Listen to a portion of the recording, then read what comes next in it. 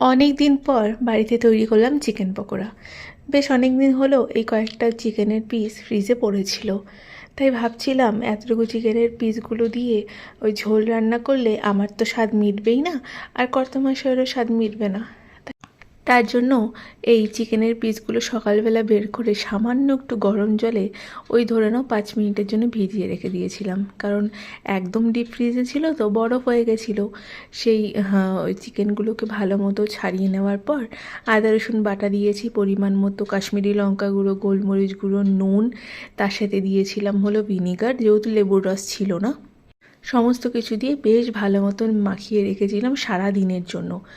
যখন আমি তৈরি করব, মোটামুটি ধরে নাও বিকেলবেলা তৈরি করেছিলাম, এবার মোটামুটি ফ্রিজ থেকে বের করে রেখেছিলাম ওই 40-45 মিনিট হয়ে গেছিলো।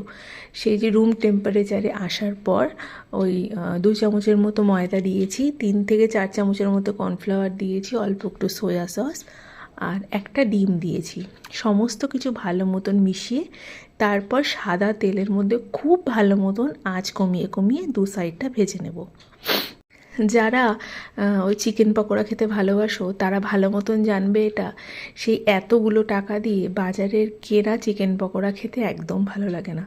আমাদের তো একদম পছন্দ হয় না, কিন্তু কোনো কোনো সময় থাকে না যে চিকেন পকোড়ার ক্রেভিংটা এত বেশি হয়ে যায়, তখন মানে মনে হয় যে কোথাও থেকে অল্প একটু চিকেন পকোড়া আসুক, তাহলে কী হবে, মনটা একদম ভালো হয়ে যাবে।